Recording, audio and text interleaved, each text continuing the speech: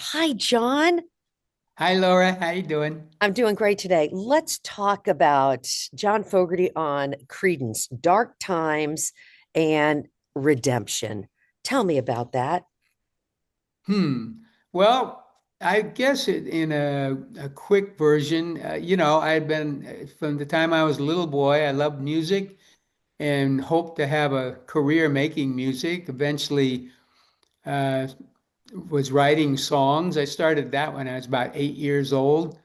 Then came guitar, which I kind of settled on. I really loved guitar in the early rock and roll days, and I wanted to grow up and be a great guitar player. Eventually, formed a band.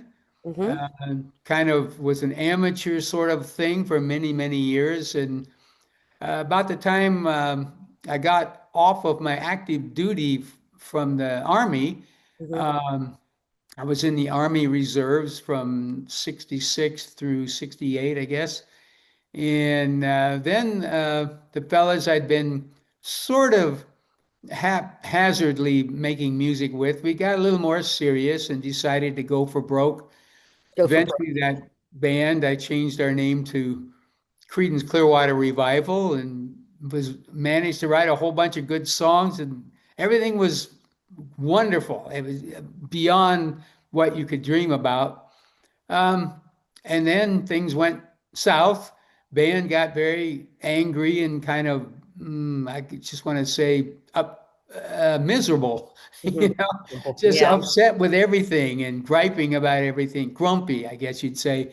Band breaks up. I find that I'm still under contract, basically a lifetime sentence to fantasy, and that didn't sit well at all. Finally came to the point where I was so upset about them owning my music and my and anything I wanted to do musically, I just stopped performing those songs I had written during the Creedence time. Then I met my beautiful wife, Julie. Wait a Uh, minute. Hold on. Hold on a second. Time out. In the yeah. state of Indiana, if I'm not mistaken. Oh, absolutely. That's Uh, where I am. I'm in Indiana. oh, there you go. So there, sorry to interrupt, but I Uh, know that connection. So Indiana women, we're the best. well, she's a Midwest gal, that's for sure. Um, she's from Elkhart, Yep. which is next to South Bend, Indiana. Anyhow, after I met Julie, all that dark stuff started to dissipate, let's say. I mean, I was a pretty unhappy guy up until that time. And the wonderful thing is when you meet someone that becomes actually more important to you than yourself, uh, a wonderful transformation happens. You're allowed to be in love.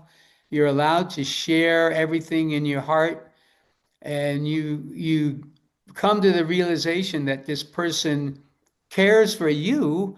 Oh. And I've had this said to me, for the first time in your life, someone's taking care of you, which was such a wonderful feeling and still is. So that's where all the dark stuff kind of dissipated. And, every day that I've been with Julie, my life has just gotten better and better. Eventually, as a matter of fact, and this is a true story, she's the one who figures out how to get my songs back. I could never make it happen. How many It's years ago? hard to, Was that 2 years ago? When did you get your music rights? When did you get it back? I got my music rights back in 2023. Two So years it's ago. been a Oh, couple of years. congratulations. And you deserve that, sir. Well, thank you so much. Yes, I mean, it was just imponderable how difficult that was. And somehow Julie rearranged and realigned the universe. I'm quite serious about this. She manifested it to be, and it happened. And here we are. Here we I are. now own my songs. It's wonderful. Now let me ask you real quickly. So this the Credence Dark Times and Redemption. Is this a Rolling Stone? Explain to me what it is quickly. What is it? Is it a Rolling Stone? Is it a podcast interview? What is this particular? Is it an interview that people can read through and a book, or what is Oh, this? well, I've written a book. Yeah, Yeah. I've Oh, I watched know that. it. Yeah, yeah, yeah. But It's what all do in people there, find? sure. Yeah. Is it in Yeah, Rolling Stone? it's hard to, yeah, there's some pieces of it, I think, on Rolling Stone for Yeah. sure. Okay. Okay. That's what I thought. Now, next question. Let's talk about family. You've already touched on it with your beautiful wife, Hardy Har. I saw you in Indianapolis at a now defunct, sadly defunct music festival, which was so great. Your sons played in Hardy Har on the inside, I think, the Coliseum at the Indiana State Fairgrounds, where the Beatles played, by the way. So Hardy Har played on the inside. Your sons play in your band.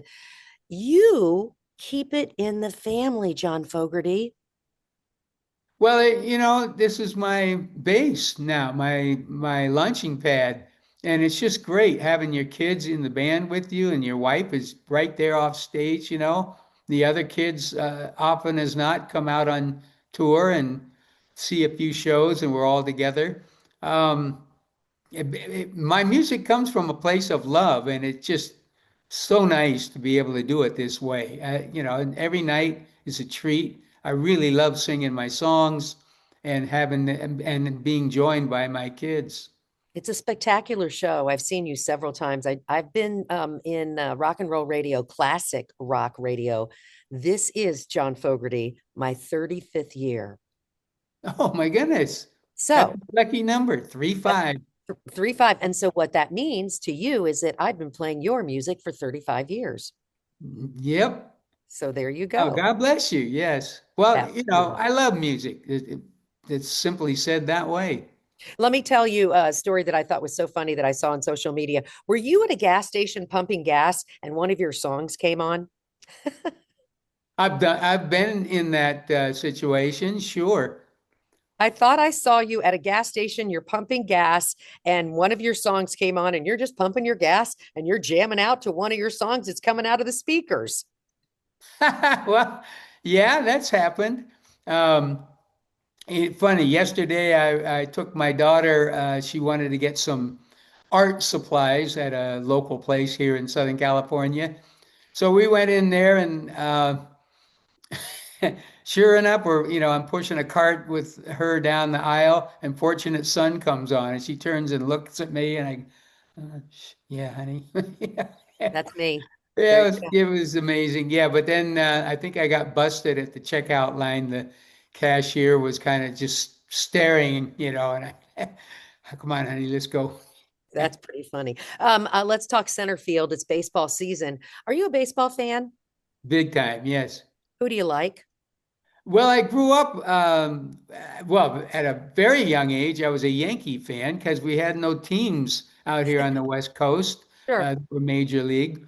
Um, then the Giants came to town in '57 and I adopted them. And then the Oakland A's came.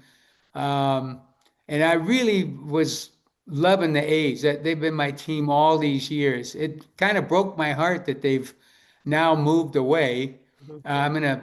I'm in a state of confusion, you might say. So I've been watching the Yankees a lot.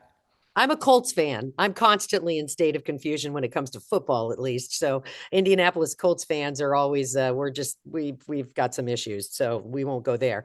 Let's talk about you going back into the studio, recreating songs the way you want to recreate them. When did that happen? Tell me about that project. Oh, well, my wife had been interested in me doing this years ago, but I kind of was lukewarm about the whole idea.